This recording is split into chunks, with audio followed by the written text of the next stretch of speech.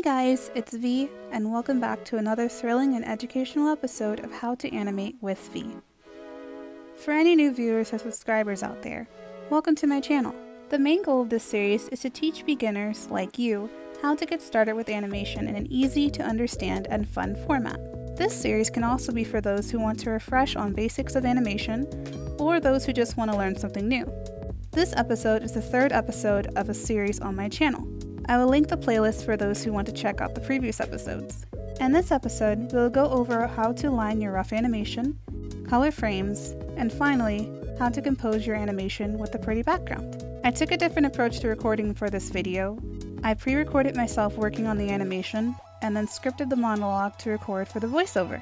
And just a small disclaimer, I am not a professional animator, I am simply a hobbyist doing this for fun, and for entertainment of others. So, I hope that you enjoy, and let's get started. So the next step in our animation process is cleanup.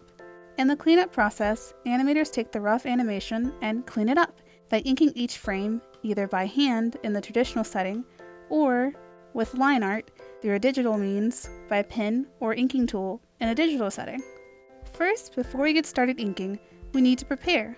Let's open up FlipaClip. I did it again. Let's open up FlipaClip and look through our frames that we're going to create. From there, we can decide which frames will be the still frames and which will not. Still frames are just the ones that are going to repeat, have the same pose over an extended period of time. So it looks like we have about 8 still frames and 7 semi-still frames, which are ones that are going to move slightly at the end of the animation. For our still frames, we can just copy and paste them. They're not going to be changed, and it was kind of a tricky process to do that. Later on in the video, you'll see what I mean. So now that we have that in mind, we're going to start preparing our tools. For the lining process, I normally use the pen tool. So make sure you have that selected. For the line work, I'll be using black for the color. Also be sure that the brush opacity is at 100%. That means that it will not be see-through. Next, we need to add layers to do the line work on. So we go to the layers icon at the corner of the screen and press the plus key to add a layer. The layer automatically adds above the previous layer. This layer will be the line art layer, and you always want to make sure that this layer is above the rough animation layer. Make the rough layer a bit lighter than the line art layer.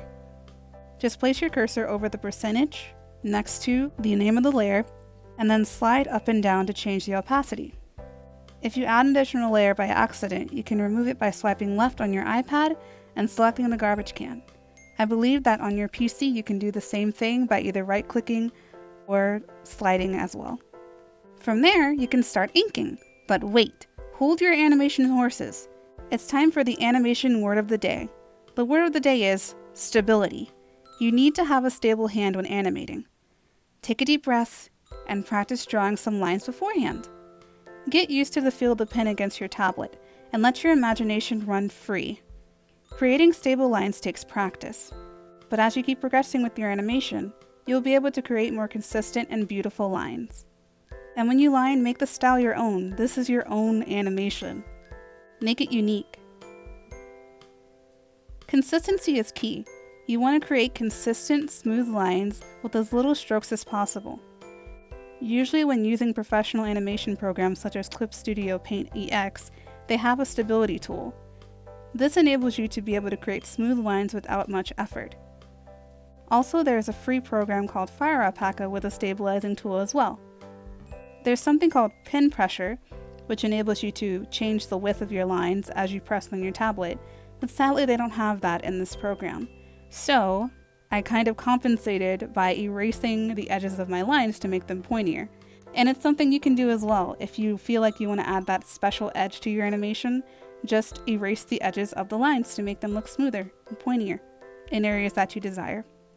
Now I noticed this while I was recording. I have a style of lining my animation that I picked up from watching other animators in the art community. Normally I animate the expression of the character first, and then I move on to the other assets such as the face, the hair, and the body movements. I do this to ensure that each movement flows properly with the expression that I'm trying to portray, and also so that there's some consistency throughout. For me, the expressions are the hardest part, so it's nice to get that out of the way first. And also you may notice that there's some squiggly lines on my screen occasionally. I'm sorry, sometimes I would touch the screen with my finger while I was drawing, and yeah, just don't worry about that. Doing line work in FlipaClip can actually be pretty tricky, but don't sweat. It gets easier as you go along. As I was finishing my line work, I had to delete some of the rough frames and then replace them in cleanup frames. This was just to ensure consistency. Sadly, FlipaClip doesn't enable you to draw over each frame the same way that you would do in more of a professional program, so this is just something I had to do to make sure that the animation was consistent. Finally, we refine and clean up all the messy spots, and congratulations, you are finished with your line art for your animation. The next step in our process is coloring. Now, coloring is pretty straightforward. Let's just add a new layer underneath our line layer. Name it color. And first, you ask yourself the question, is this my own original character? If not, you find a reference image. I have this picture of angel dust that I found on Google. From this image, we can create our palette. A palette is just a mixture of colors that you'll use to color your character. Normally, I would take all of the colors that I want for the skin, fur, eyes, etc., and then write where the color is going to apply next to the said color. You can find the droplet tool by clicking on the brush, selecting the color, and choosing the dropper in the color window. Just hold the circle over the color you want to select and release. From there, I use the reference to create my own version of the character. Once again, we're going to make it unique, make it your own. And our first layer will be our reference layer for the entire animation. There are two ways that I like to color. One way is simply coloring everything by hand. This is pretty tedious. And another way is by coloring the border of the line work and then using the bucket tool to splat the remaining color. I personally prefer the second method over the first, but it all depends on the program you're using and your skill set. You can just color around the borders, splatting with the bucket tool, and then fill in areas that haven't been filled. When I'm coloring, once again, I like to do everything in parts. So first starting with the eyes, then the mouth, then the fur, etc. I like to start with the largest area first and then work down to the smaller areas. This way, there will be less chance of error. And also I found that with the coloring, it makes it easier to do everything in parts because you don't have to change between colors as you're coloring. Now that your base color is complete, the final stage of the coloring process is adding shadows and lighting. So add a new layer, but be sure the layer is above the color layer and below the line art layer. For the sake of this tutorial, I'm just going to be doing shadows. And usually I plan the shadows and lighting based off of the setting, the background, or the texture of the character. It can also be a combination of both. So I drew a background. I created this background in IbsPaint for iOS. It cost $10 in the App Store, pretty cheap. And the style that I drew in was in the style of VivziePop, the creator of Hazbin Hotel. This was my first time trying to paint a background in her style, and it was actually a lot of fun. My design was based off of her original animated short called Timber. If you haven't seen it, please go check it out. This was her thesis project for college, and she did an amazing job.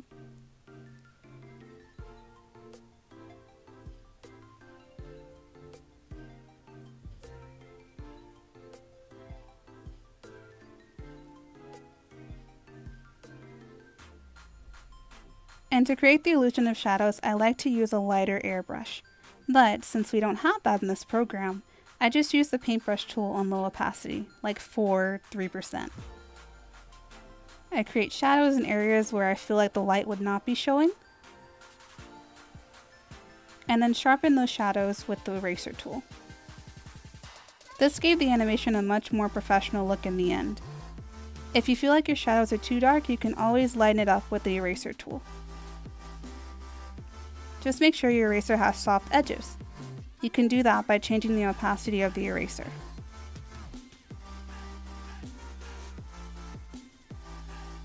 Now that our shading is complete, we are finally finished with our animation.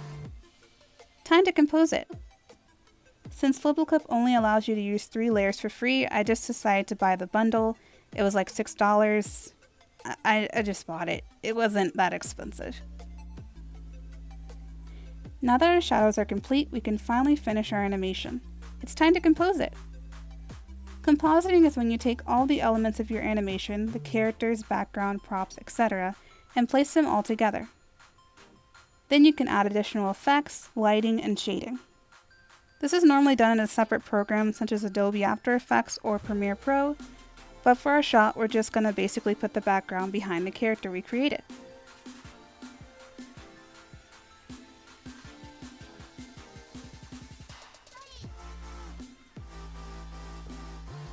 Originally, I just tried to import the background by putting the image into the layer, but I found that this was the improper way of doing so. To add a background to your animation, you go to Project Settings, select the image that looks like pieces of paper stacked on each other, and choose your background.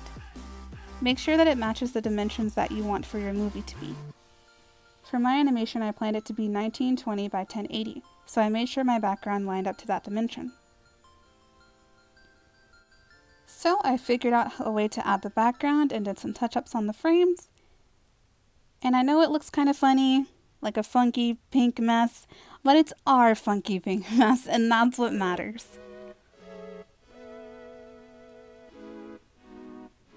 And finally, the moment we've all been waiting for. It's time to export. To export your animation, go to the three dots at the top right-hand corner of the screen and click Make Movie. From there, you can choose your format. I'm going to go with YouTube, 1080p, and MP4. Then click Make Movie. You can also share to social media if you like. And there you have it, our finished animation ready to share with the world. Thank you all so much for watching. This was episode 3 of my How to Animate series, and it actually marks the last episode of the series. I hope that you all enjoyed the mini-series, and if you did, share it with your friends, family, anyone who wants to learn how to get started with animation. If you haven't checked out the previous episodes, please watch those if you have time. I have the link to the actual playlist in the description. I had so much fun teaching you all about my animation process, and I really hope that you learned a lot from the series. My art is still a work in progress in itself, so let's keep learning and growing together.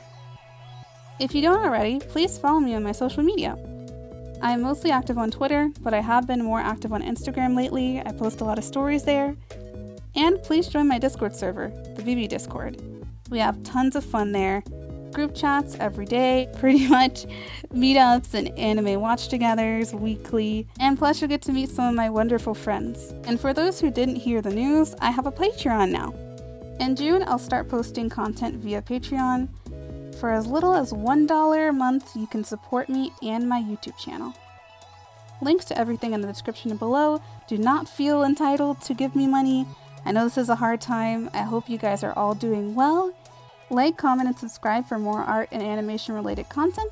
I love y'all so much. Thank you for watching, and I'll see you next time. Bye bye!